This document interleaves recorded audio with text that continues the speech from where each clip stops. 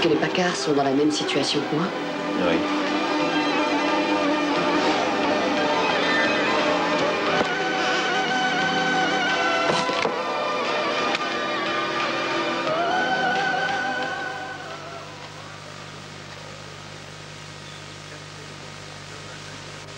Castelli, Giovanna Castelli. Oui, c'est une de mes collaboratrices. Il faut absolument que je lui parle. J'insiste.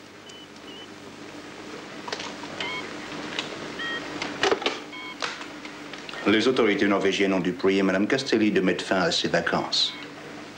J'espère seulement pour vous, mon cher, que votre collaboratrice aura pris le soin de glisser la formule du professeur dans ses bagages. Si Mme Castelli s'est rendue en Norvège, c'est de son propre chef. Vous êtes à la tête d'un des plus importants laboratoires de biologie en Europe et vous n'avez pas su vous associer aux travaux du professeur Gernstrom. Cela ne plaît pas à nos services. Vous l'avez toujours considéré comme un illuminé. Je crains plutôt que vos ordinateurs ne tournent dans le vide. Ce n'était pour nous qu'une question de temps. Justement. Mais pour nous, le temps, c'est de l'argent. Merci. À l'Est comme à l'Ouest, sans compter les Arabes, tous les services sont à l'affût de la découverte norvégienne. La vérité, c'est que vous enviez depuis toujours celui qui a su s'allier votre si précieuse collaboratrice. Est-ce que je me trompe? Celui qui a la formule. Je le connais. Vous avez rencontré Dimitri? Non. Évidemment, avec votre salaire, vous ne pouvez fréquenter les mêmes endroits que M. Dimitri, n'est-ce pas?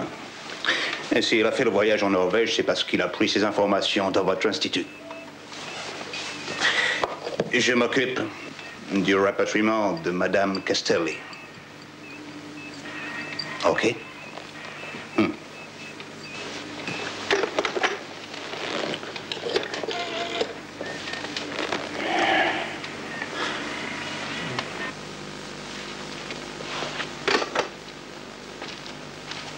Monsieur Dimitri nous invite à déjeuner.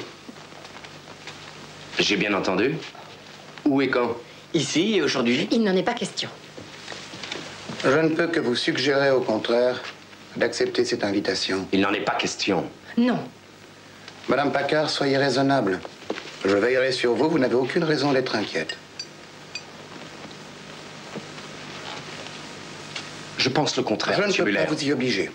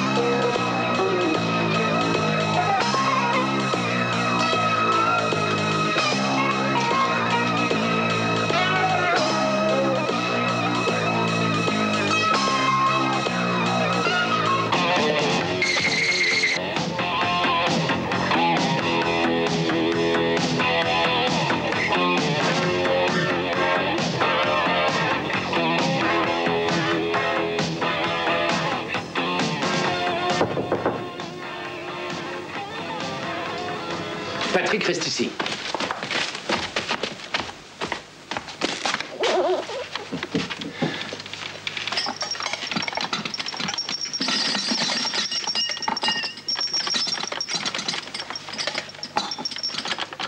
Vous ne semblez pas vouloir accepter mon invitation, alors je viens vers vous. Monsieur Dimitri. Monsieur Packard, je ne voudrais pas que vous gardiez une mauvaise image de moi. Le professeur n'a plus de mémoire, mais moi, si. Je reconnais vous avoir causé quelques désagréments, mais c'est involontaire. Pardon. De plus, la nourriture est excellente dans ce pays. Le soufflé au saumon est un délice. Et si vous me faites l'honneur de goûter à ce merveilleux chablis, vous n'apprécierez que davantage la finesse de ce plat. Moi, je préférais une bonne viande. Mais je m'en doutais aussi, je vous apportais un hamburger. Et je suppose que vous ne direz pas non si on ajoute des frites. Avec du ketchup. Monsieur Dimitri, c'est la première fois que nous retrouvons un peu de calme. Laissez-nous. Mais que fait ce Muller? Ah oui, ce brave Muller.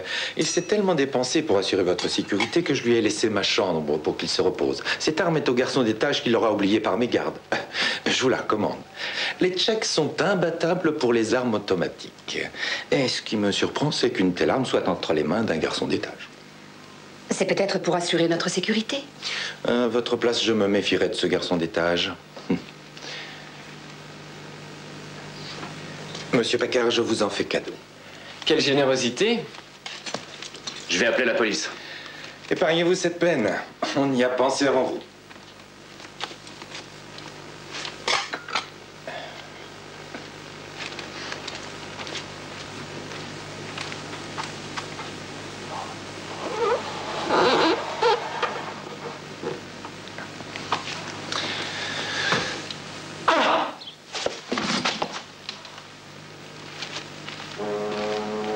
Pourrais-je savoir où vous voulez en venir, Dimitri? Ah oui. Vous êtes trop curieux, Paccard. Patrick?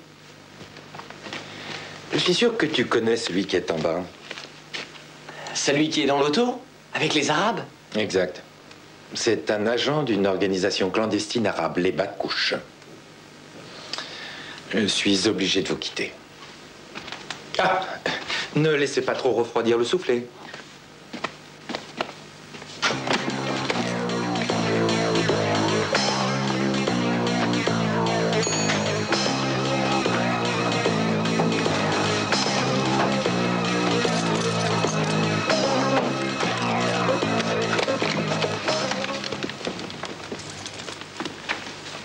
Fouillez tout.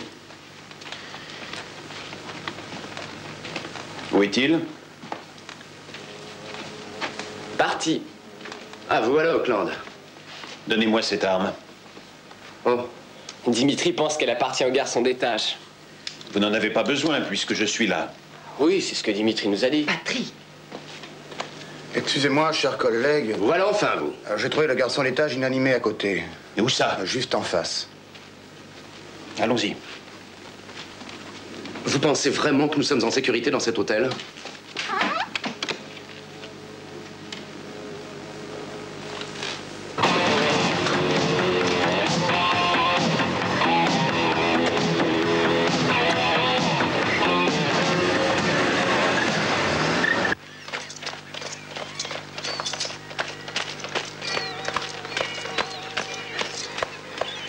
Mr. Harvey.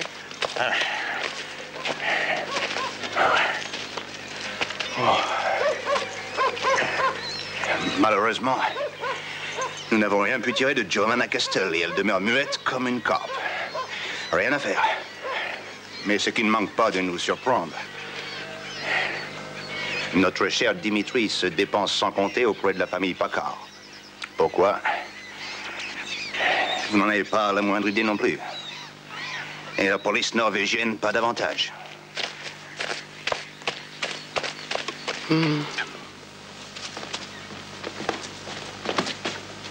Bonjour. Au nom des autorités norvégiennes, je dois vous prier, madame, de me confier votre garde-robe. Mais enfin... Nous devons examiner tous vos vêtements, mais nous vous les restituerons en parfait état. Et moi, au nom de mon pays, je proteste. Je peux garder mon Vous hélicoptère? permettez? Oui, bien sûr. Je m'élève à nouveau Vous contre... n'êtes pas en Allemagne, mon cher. Vous aurez des nouvelles de notre consulat.